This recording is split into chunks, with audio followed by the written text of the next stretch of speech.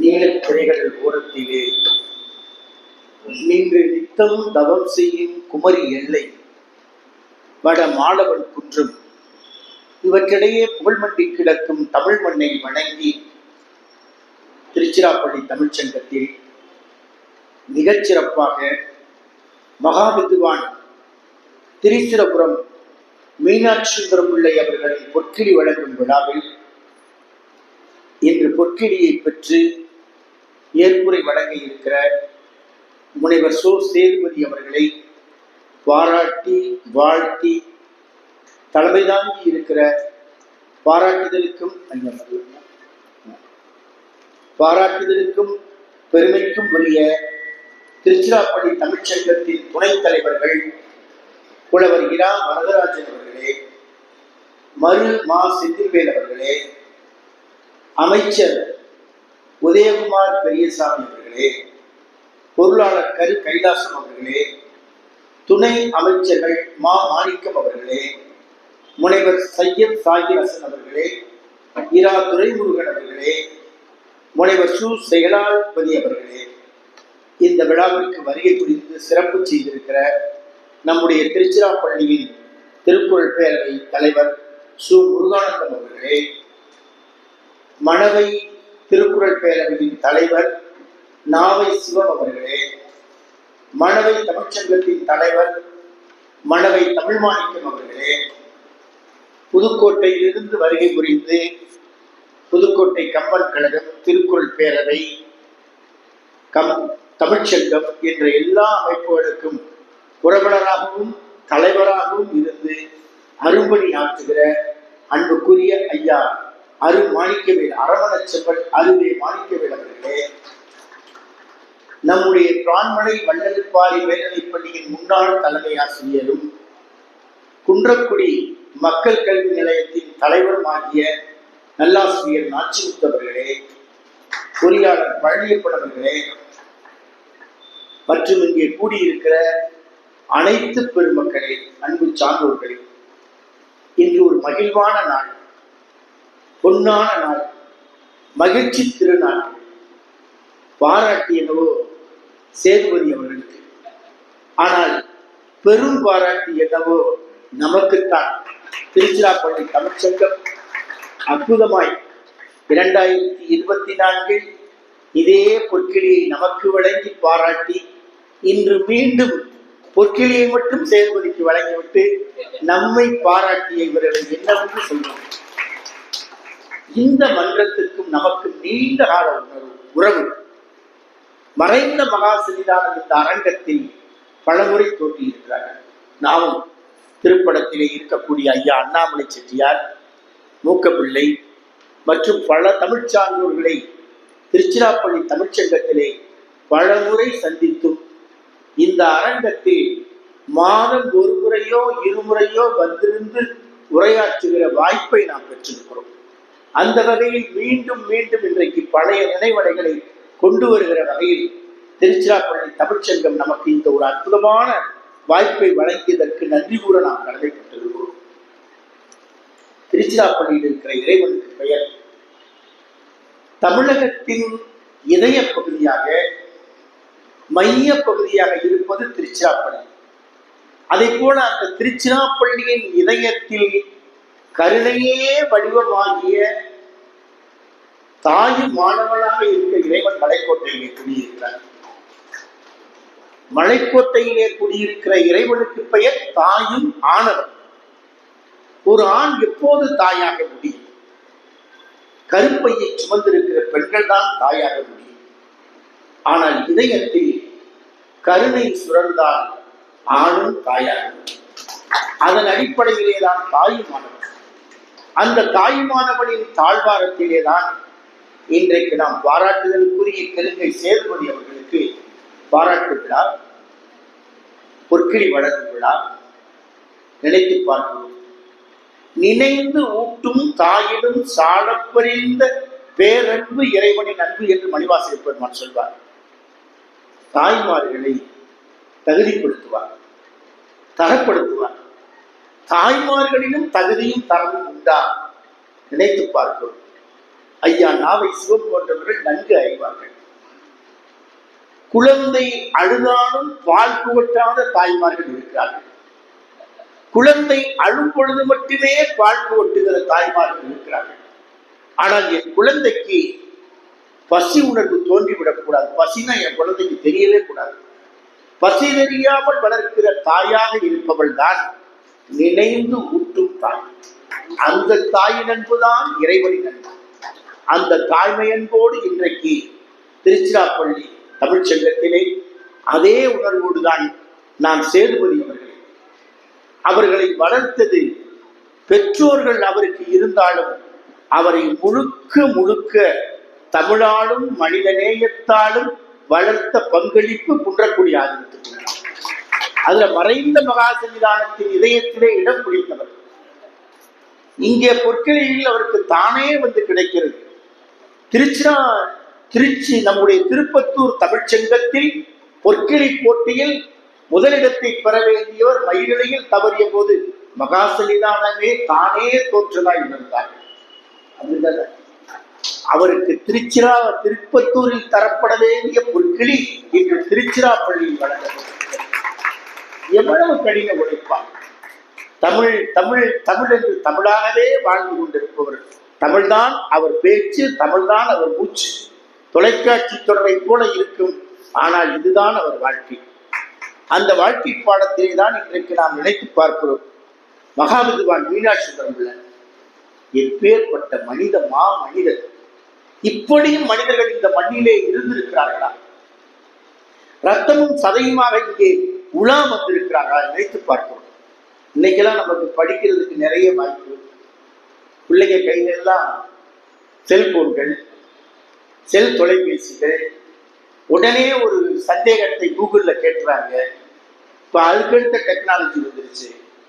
ஆனா இதெல்லாம் இல்லாத காலத்துல, புத்தகமே இல்லாத காலத்தில், ஓலைச்சுவடிகள் மூலம் கற்றுக்கொண்டிருந்த காலத்தில் மகாவித்வான் மீனாட்சி பிள்ளைக்கு அறிவுதான், அறிவு பசி, ஞானத்தை தேடுகிற பசி.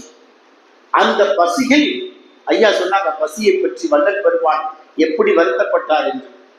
அந்த பசி உணர்வோடு, அறிவு பசி உணர்வோடு யார்கிட்ட போய் கேட்கிறார்? நாள்தோறும் பிச்சை எடுக்கிற பரதேசிட்ட போய் கேட்கிறார்.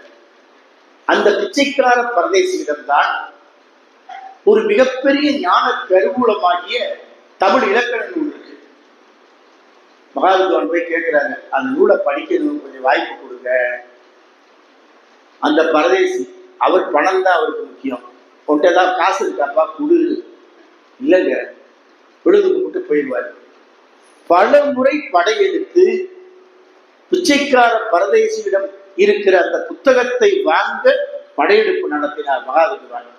கடைசி அவருக்கு ஒரு இறக்கம் பிறந்துச்சு.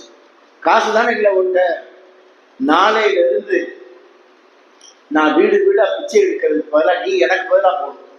அன்னக்காவடி பாத்திரத்தை தூக்கி அறிவு பசி கொண்டு ஒரு பரதேசியின் வயிற்று பசியை போக்க அன்னக்காவடி பாத்திரத்தை தோளிலே தூக்கி வைத்து அறிவை கற்றார் மகாவித்வான் மீனாட்சி. கற்கை நன்றே பிச்சை முகிலும் கற்கே நன்றே என்பது பழமொழி அல்ல, நம் வாழ்க்கையின் வழி என்பதை தமிழை ஒத்த தலைமுறை உணர வேண்டும். அந்த மகாவித்வான் மீனாட்சி பிள்ளை அவருக்கு அருமை மாணாக்கர். மகாவித்வான் மயிலாப்பூர்ல இருக்கப்ப திருவாடுதுறை ஆதீன வித்வான் குன்றக்குடி ஆதீனத்தை கடந்துதான் கபாலீஸ்வரரை வழிபட போகணும்.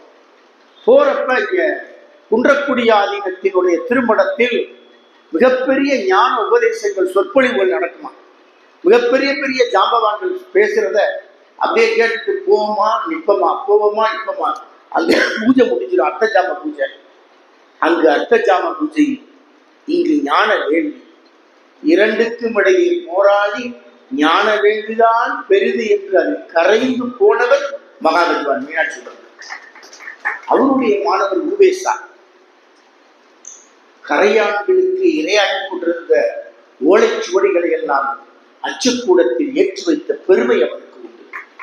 ஞான வேள்வியை நடத்தியவர். அந்த உவேசா குன்றக்குடி ஆதீனத்துக்கு வர்றார்.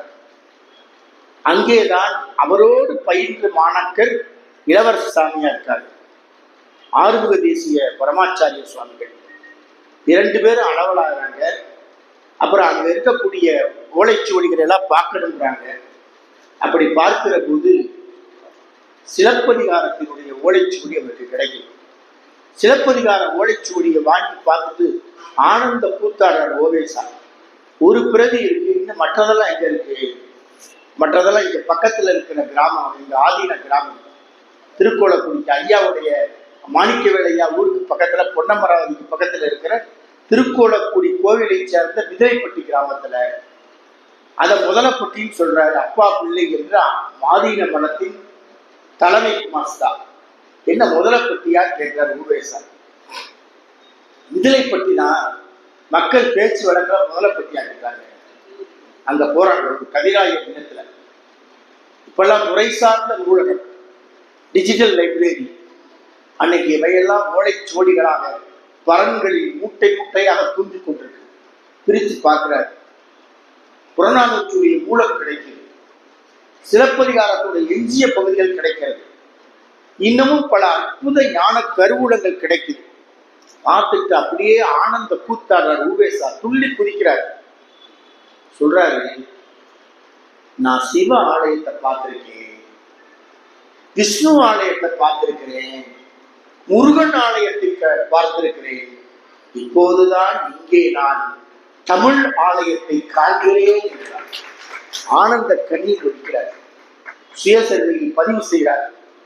என்னுடைய பயணம் குன்றக்குடிக்கு அமையவில்லை என்றால் என் வாழ்வில் பெரிய சிக்கல் தீர்ந்திருக்காது. தமிழுக்கு இருக்கக்கூடிய மிகப்பெரிய சிக்கலை தீர்த்து வைத்த பெருமை குன்றக்குடி ஆதீனத்திற்கு உண்டு என்று ஊவேசா பதிவு செய்தார். அப்படிப்பட்ட தமிழ் பயணத்தில் கடந்து வந்த நம் ஆதீனத்தின் வளர்ப்பு பிள்ளையாக, தமிழ் பிள்ளையாக இருந்தவர் தான் சேதுபதி. எளிய குடும்பம். கிருங்காக்கோட்டை என்பது பிரான்மலைக்கு அருகே மிகச்சிறிய கிராமம். அவர் காலத்தில் இன்னமும் பின்தங்கிய கிராமம். அப்போது தானே படித்து படித்து வளர்ந்து ஆதீனத்தின் தமிழ்பால் குடித்து வளர்ந்த ஞான பிள்ளையாக இன்றைக்கு நம்முடைய சேதுபதி விளங்கிக் கொண்டிருக்கிறார். எவ்வளவு விருது அவர்கள்! சேதுபதி அவர்களை வள்ளல் பாரி மேல்நிலைப் பள்ளியில் பயின்றவர் என்று சொன்னார்கள். சிலருக்கு பள்ளிகளால் பெருமை, ஆனால் பள்ளிக்கே பெருமை சேர்த்த பெருமை சேதுபதி அவர்களின் பெருமை, அருமை.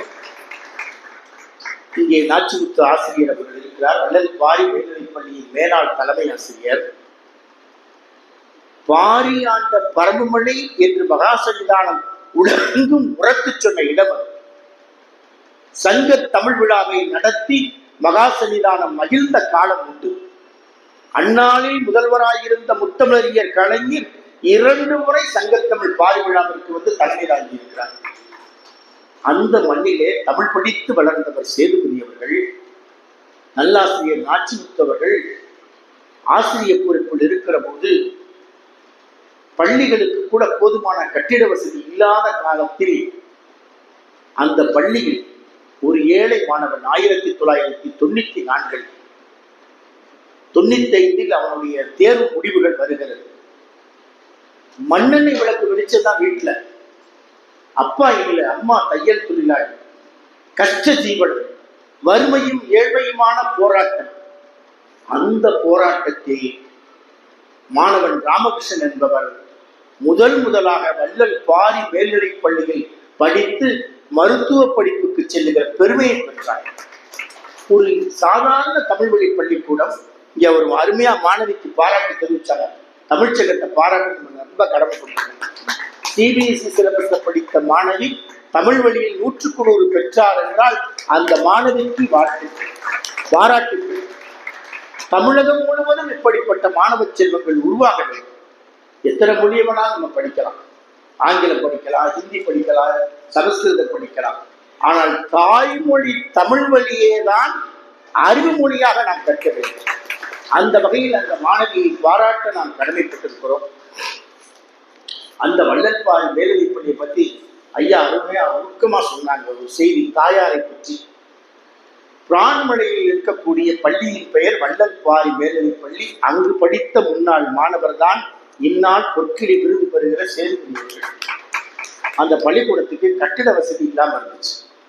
ஐயா சொன்ன மாதிரி சுதேசி விஞ்ஞான இயக்கத்தின் அறிவியல் கண்காட்சியை ஒரு தடவை நடக்கிறது தள்ளி போயிடுச்சு, கட்டிட வசதி இல்லைன்னு சொல்லி. மகாசன்னிதானத்துக்கு ஒரு ஏக்கம். ஆனா மகாசன்னிதானம் காலத்தில் அதை கட்டி முடிக்க எண்ணிய போது வாய்ப்பு இல்லாமல் போயிற்று. பிறகு அந்த கட்டிடத்தை கட்டி முடித்து பள்ளியின் வகுப்பறைகள் திறக்கிற நாள் அன்னைக்கு காலையில ஒரு தொலைபேசி செய்தி வருது, வகுப்பறையை திறப்பதை தள்ளி வைப்போம், பள்ளி கட்டட திறப்பு விழாவ தலைமை ஆசிரியர் அந்நாள் தலைமை ஆசிரியர் சுப்பிரமணியன் தொலைபேசி வழியா நம்மளை கேட்கிறாரு. அதெல்லாம் இல்லை, திட்டமிட்ட இந்த நாள்ல தான் நடக்கணும். வள்ளல்பாரி மேல்நிலைப் பள்ளியின் கட்டிட திறப்பு விழா அன்று அன்னைக்கு கட்டடத்தை திறந்து வைத்து விட்டு குத்து விளக்கு ஏற்றி வைத்து விட்டு நம்ம சொன்ன செய்தி இதுதான். மகாசன்னிதானத்தின் தமிழ்பால் குடித்த உணர்வோடுதான் இந்த அரங்கத்தில் நாம் வென்று கொண்டிருக்கிறோம். தாய்ப்பால் குடித்த உணர்வை விட மகாசன்னிதானத்தின் தமிழ்பால் குடித்த உணர்வோடு இந்த அரங்கத்தில் இருக்கிறோம். இதை தினமணி தலைப்புச் செய்தியை போட்டார். என்ன செய்தி? பள்ளி கட்டிடம் திறப்பு விழா நேரத்தில் தான் ஐயா சொன்ன மாதிரி துறவு பாதைக்கு நாம் சென்றதை ஏற்க முடியாத தாய். நாள்தோறும் நாம் கல்லூரி பருவத்தில் உடுத்திய ஆடைகளை தொட்டு தடவி மடித்து கண்ணீர் விட்டு நாள்தோறும் மடித்து வைத்த அந்த தாய் உலகத்தை விட்டு விடைபெற்ற நாள். அந்த நாளில் அவர் சிதைக்கு நெருப்பு மூட்டுகிற நேரத்தில் நாம் வள்ளல்பாரி மேல்நிலைப்பள்ளி கட்டிடங்கள் வகுப்பறையை திறந்து வைக்கிற பரவாயில்ல குத்து விளக்கை ஏற்றி வைத்து வகுப்பறைகளை திறந்து வைக்கிற நல்ல வாய்ப்பு. கடவுளுக்கு நன்றி சொன்னோம். இருக்கட்டும், சும்மா வெண்ணி. கடவுளுக்கு நன்றி சொன்னோம். எதற்காக? தாயாரின் சிலைக்கு நெருப்பு மூட்ட வேண்டிய நாம் ஏழை குழந்தைகளின் பள்ளி வகுப்பறைக்கு குத்து விளக்கு ஏற்றி வைத்து வெளிச்சம் தருகிற பணியை இறைவன் கொடுத்ததற்காக நாம் நன்றி தெரிவித்தோம்.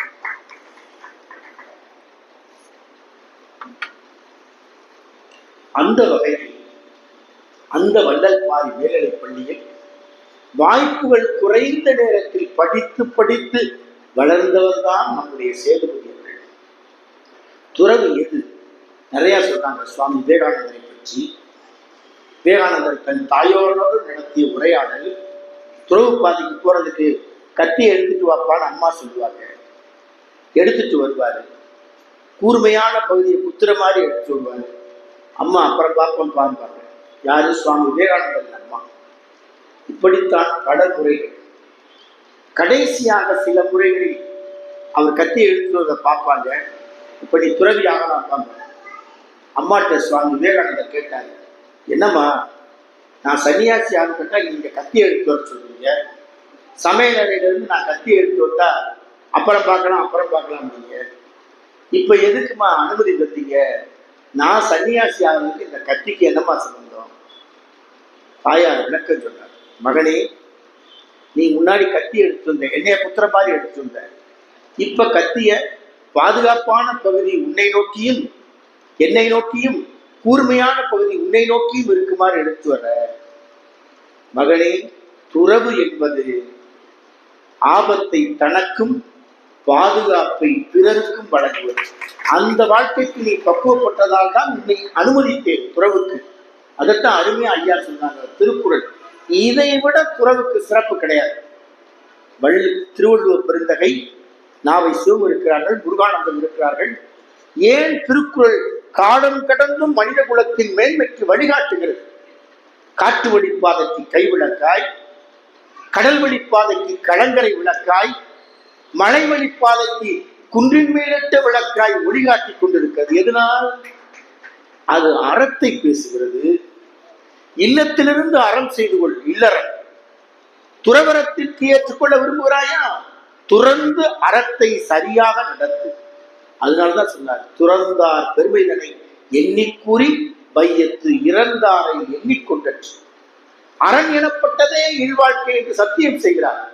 நீ எந்த அறத்தை ஏற்றுக்கொண்டிருக்கிறாயோ அதன் பாதையில் உண்மையாய் நேர்மையாய் மனச்சாட்சிக்கு விரோதமில்லாமல் நடந்து செல். முகமூடி அணிந்து கொண்டு வாழ்க்கை நடத்தாதே, உண்மை முகத்தோடு வாழ்க்கை நடத்து என்று சொன்னவர் திருவள்ளுவர். அதனாலதான் அவருடைய பாதையில் அறிவுனா என்ன நம்ம நினைக்கிறோம். நிறைய புத்தகங்களை எழுதுறது, அருமையா பேசுறது, நிறைய புத்தகங்களை எழுதுவது, அருமையாக பேசுவது, இவையெல்லாம் அறிவு ஆகுமா? திருவள்ளுவர் தான் சொன்னார். எதுப்பா அறிவு? நேற்று நமக்கு ஒரு துன்பம் இருந்துச்சு, சுனாமி வந்துச்சு, அடுத்து கொரோனா வந்தது, இன்னும் ஏதேனும் ஒரு பேரிடர் வரும். எந்த துன்பம் வந்தாலும் நேற்றைய துன்பத்தை எது இன்றைக்கு இன்பமாக மாற்றி காட்டுகிறதோ அதற்கு பெயர்தான் அறிவு என்று திருவள்ளுவர் சொன்னார். உலகத்தில் எந்த ஞானியும் சொல்லாது அறிவு அச்சம் காக்கும் கருவி என்றார். நேற்றைய துன்பம் மாற்றி காட்டுவது எதுவோ அதுதான் அறிவு என்றார். தேர்வு எழுதி பெறுகிற பட்டங்கள் அல்ல, எழுதி குவிக்கின்ற நூல்கள் அல்ல, அரங்கத்தில் தெளிவாய் வீசுகிற உரை வீச்சுகள் அல்ல, மனிதத்தின் துன்பத்தை இன்பமாக மாற்றி காட்டுற பாதையில் பயணிப்பது. அப்படிப்பட்ட அறிவுலக பாதையில் தான் சற்றும் தொய்வில்லாது தொடர்ந்து பயணிப்பவர் சேதுபதி அவர்கள். குறிப்பாக சேதுபதி அவர்களுடைய கருத்தை பார்த்தோம் என்றால் அவருக்கு எத்தனை விருதுகள். அதில் இந்த பொற்கிழி பாருங்க, திருமுருக கிருபானந்த வாரியார் தொடங்கி நம்முடைய கவிஞர் மணமேடு குருநாதன் வரை பட்டியலை பார்த்தால் அத்தனை பேரும் இந்த விருதுக்கு பெருமை சேர்த்தவர்கள், பொற்கிழிக்கு பெருமை சேர்த்தவர்கள். அவர்களால் இந்த பொற்கிழி பெருமை பெறுகிறது, அவர்கள் பெறுவதால். அப்படிப்பட்ட பட்டியலைத்தான் அவர்கள் பெற்றிருக்கிறார்கள். கிருபானந்த வாரியார் தொடங்கி நடேச முதலியார், கீவா ஜெகநாதன், மகாவித்வான் தண்டபாணி தேசிகர், புரிசைக்கிறார் முருகேச முதலியார், சைவசீலர் ஈரோடு ஞான சம்பந்தம். இந்த பட்டியல் எவ்வளவு பெரிய பட்டியல். அதில் எளிமையா இருக்கக்கூடிய மிக அடியவராய் நம்மையும் சேர்த்திருக்கிறார். 2024 இந்த விருதுக்கு நாம பெருமைப்படணும். சேதுபதி அவர்கள் ஆலங்கால் பட்டு கற்றவர், கருத்தாளர், சிந்தனையாளர், சொற்பொழிவாளர், பேச்சாளர், எழுத்தாளர், எத்தனையோ பன்முக பரிமாணம் அவருக்கு. அதுல குறிப்பாக அவர் பெற்ற விருதுகளை பார்த்தீங்கன்னா நமக்கே மயக்கம். இத்தனை விருதுகளை ஒரு மனிதர் பெற முடியுமா? சாகித்ய அகாடமி தந்திருக்கிற பால புரஸ்கார் விருது, தமிழக அரசின் குரல் பீட பாராட்டுதல், புதுவை அரசின் கலை பண்பாட்டு துறையில் கம்பன் புகழ் விருது, இசைஞானி இளையராஜாவுடைய இலக்கிய விருதும் பெற்றிருக்கிறாங்க. கவிஞர் சிற்பியின் இலக்கிய பரிசு, பேரூர் ஆதீனம் வழங்கிய தெய்வத்தமிழ் நாவலர் விருது, புதுவை பாரதிதாசன் அறக்கட்டளை வழங்கிய பாரதி இலக்கிய சுடர் விருது, புதுவை பாரதி பேரவையில் பாரதி செல்வர் விருது, குழந்தை கவிஞர் அழ வள்ளியப்பா விருது. விருது பட்டியலை படித்துக்கிட்டே போனார். இந்த விருதில் மணிமுடியாய் பெற்ற விருது கடந்த ஆண்டு தவத்திரு குன்றக்குடி அடிகளார் விருது. அந்த 2ஆம் குன்றக்குடி அடிகளார் அவர் இதயத்தில் ஆலங்கால் பட்டு ஆன்ம ஞானியாய், அவரை மனிதநேய விஞ்ஞானியாய் என்னாலும் இதயத்தில் போற்றுகிற அவருக்கு அவரின் பெயரில் கிடைத்த விருது. அதற்கடுத்து அதற்கு மேல் சிகரம் வைத்தால் போல் இப்போது கிடைத்திருக்கிற மகாவித்வான் மீனாட்சி சுந்தரம் பிள்ளையின் பொற்கிழி விருது. விருது விருது என்று விருதே அவரோடு கலந்து விட்டது. அது மட்டுமல்ல, எழுதி குவித்த நூல்கள் 130 நூல். நீங்க தேர்தல் காலத்துல நான் 130 நூல்னா என்னமோ நினைச்சிடாதீங்க. 130 நூல்களை எழுதி குவித்திருக்கிறார். அரங்கத்தில் அருமையாய் பேசுவார். அவரது சொற்பொழிவை மணிக்கணக்கில் கேட்கலாம். எப்படி நாம் இன்றைக்கு தமிழகத்தினுடைய உரைவீச்சுக்களில் பலரின் உரைவீச்சு கவர்ந்திருக்குமோ அதை போல கவர்ந்திருப்பது. குறிப்பாக ஜூலியஸ் சீசரை கொலை செய்கிறாங்க ரோமாபுரியில், செனட்டர் காலில். கொலை செய்தவன் யார் என்றால், நாளெல்லாம் ஜூலியஸ் சீசருக்கு சீடனாய் இருந்த புரூட்டஸ். கத்தி குத்து புரூட்டஸ் இருந்து வரும் எதிர்பார்க்கவே இல்லை. நெஞ்சில் குத்தவில்லை, முதுகில் குத்தி விட்டான் புரூட்டஸ். யூடு புரூட்டஸ் என்ற வார்த்தை துரோகத்திற்கான உலக புகழ்பெற்ற வாசகம். அந்த ஜூலியஸ் சீசரை கொலை செஞ்சுட்டான்னு சொல்றான் புரூட்டஸ். நான் சீசரை நேசிச்ச மாதிரி யாருமே நேசிச்சிருக்க முடியாது. ஆனா நானே அவனை கொன்னேன். ஏன் தெரியுமா? என் கத்தியால் ஆத்திரம் தீர கொன்றேன். எதற்காக தெரியுமா? அவன் ரோமாபுரியின் கருவூலத்தை கொள்ளையடிக்க நினைத்தவன், தன்னை சர்வாதிகாரி என்று முடிசூட்டுக் கொண்டவன், பேராசைக்காரன். அவன் கொலை செய்யப்பட வேண்டியவன் தான் என்று சீசர் சொல்றான், புரூட்டஸ் சொல்றான். சீசரை கடவுளாய் போற்றியவன் கணப்பொழுதில் மாறிட்டான். இது சொற்பொழிவுக்கான அடையாளம். அவன் பேசிய பேச்சை கேட்டு அரங்கம் அப்படியே அமைதியாயிடுச்சு. கொலை நியாயம்தான். அடுத்த ஒருத்தர் எழுந்து எதிர்த்து நிற்கிறான், மார்க் ஆண்டனி.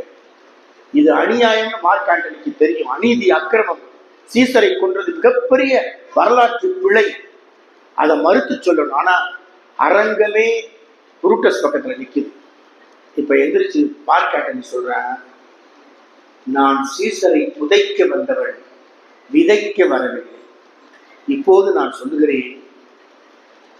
புரூட்டஸ் சொன்னார், சீசர் பேராசைக்காரன் என்று நாங்கள் தங்கத்தாம்பாளத்தில் வைத்து ரோமாபுரி சாம்ராஜ்யத்தை சீசரின் காலடிகளில் சமர்ப்பணம் செய்தோம். ஆனால் சீசர் அதை எட்டி உதைத்தார். அவன் ஒரு உயிர் எழுதி வைத்திருக்கிறான். மார்க் ஆண்டனி சொல்றான், அவன் ஒரு உயிர் எழுதி வைத்திருக்கிறான். அதை நான் படித்தால் நீங்கள் கிளர்ந்து எழுவீர்கள்.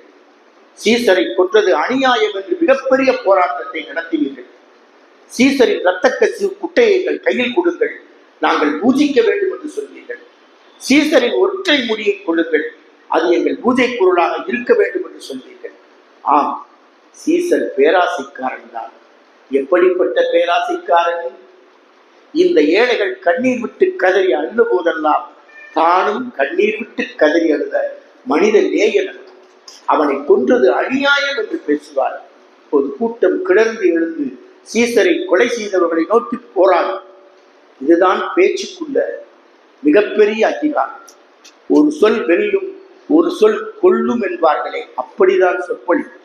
அப்படித்தான் ஒரு மனிதன் தமிழ்நாட்டு கல்லூரிகளில் பேசுவதற்கு தடை விதிக்கப்பட்டது. தமிழ்நாட்டு கல்லூரியில் அவர் பேசக்கூடாதுன்றாங்க. ஆனால் மாணவர்கள் போராடி அவரை பேச அழைத்து வந்தார்கள். யார் அந்த மனிதர்? மேடையில தான் அவருக்கு தலைப்பு தருவாங்க. மேடையில தர தலைப்பு தமிழ்ல கொடுத்தாலும் ஆங்கிலத்துல கொடுத்தாலும் மணிக்கணக்கில் பேசுவார்.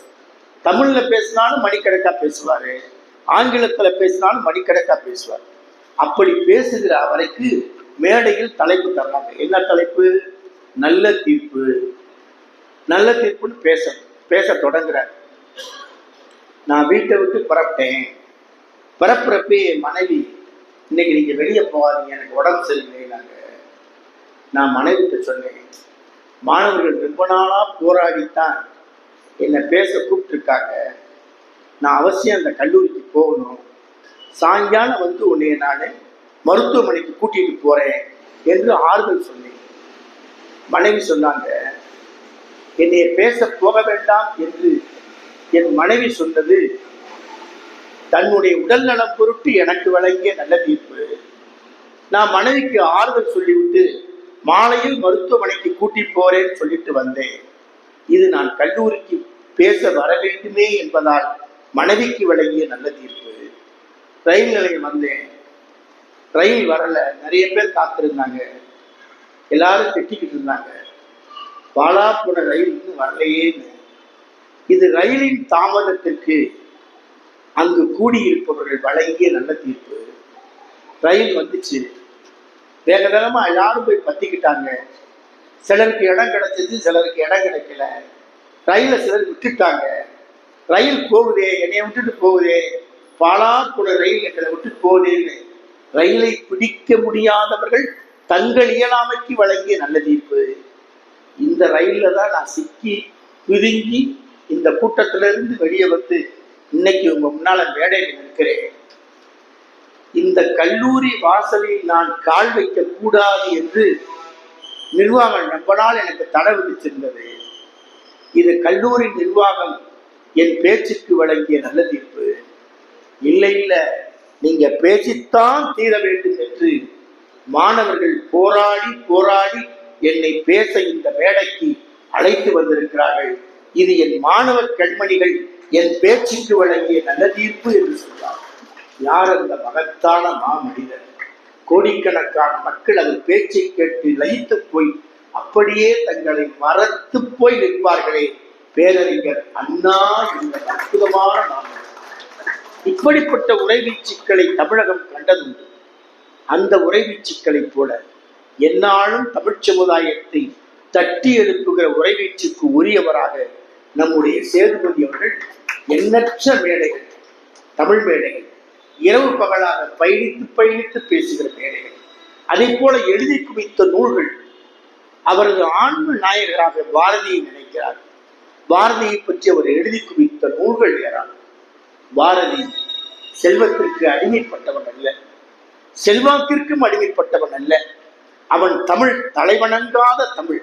அந்த தமிழை நாளும் போற்றியவர்தான் நம்முடைய சேதுபதி அவர்கள். எட்டயபுரம் ஜமீன்தார் வந்தா எல்லாரும் எதிர்ச்சிக்கணும், வாங்கா ஊதுவாங்க. ஒரு நாள் ஜமீன்தார் நகர்வலம் வருகிற போது பாரதி உட்கார்ந்து பேசிட்டு இருக்கார். செல்வியை பத்தி, மேற்றிசை நாட்டு இலக்கியத்தை பற்றி உரையாடுறார். ஜமீன்தார் வராது, எதிரிப்பான். ஒற்றை வரியில் பாரதி உரத்து சொல்கிறார், it is proclamation of stupidity. இது முட்டாள்தனத்தின் பிரகடனம் என்றார். இப்படிப்பட்ட தலைவணங்காத தன்மானத்துக்குரிய பாரதியை, தமிழ் மானம் காத்த பாரதியை பற்றி எண்ணற்ற நூல்களை எழுதி குவித்த பெருமை நம்முடைய சிறுகை சேதுபதி அவர்களுக்கு உண்டு. எழுத்தாளராக, பேச்சாளராக, சிந்தனையாளராக, செயலாளராக, தொடரும் சிற்றிதழ்களின் ஆசிரியராக பல பன்முக பரிமாணத்தோடு பணி செய்கிற அவருக்கு இந்நாளில் மகாவித்வான் மீனாட்சி சுந்தரம்பிள்ளை அவர்களை பொற்கிழி விருது வழங்கியது பெருமைக்கும் பெருமை உரியது. இதற்காக திருச்சிராப்பள்ளி தமிழ்ச்சங்கத்தை நாம் பாராட்ட கடமைப்பட்டிருக்கிறோம். அவர்களது விருது வழங்குகிற பட்டியல் போற்றுதலுக்குரியது. எல்லோரையும் தகுந்தவர்களை தகுந்த நேரத்தில் தகுந்தவாறு பாராட்டுகிற பெருமை நம்முடைய திருச்சிராப்பள்ளி தமிழ்ச்சங்கத்திற்கு மட்டும் உண்டு. அந்த வரையில் இந்த ஆண்டு விருதையும் சிறப்பாக தேர்வு செய்து வழங்கிய அவர்களுக்கு நன்றிகளை, நல்வாழ்த்துக்களை, பாராட்டுக்களை தெரிவிக்க கடமைப்பட்டிருக்கிறோம். அதை போல இந்த விருது பெற்றிருக்கிற நம் பாராட்டுதலுக்குரிய சேதுபதியவர்கள் மென்மேலும் தமிழ் தொண்டு ஆற்ற வேண்டியவர். ஆற்றிய தமிழ் தொண்டு மாத்திரமல்ல, இன்னமும் அவரது தமிழ் பணி மென்மேலும் சிறப்பதற்காக இந்த விருதை வழங்கிய திருச்சிராப்பள்ளி தமிழ்ச்சங்கத்திற்கு நன்றிகளை, நல்வாழ்த்துக்களை, பாராட்டுக்களை தெரிவித்து விடைபெறுகிறோம். நன்றி.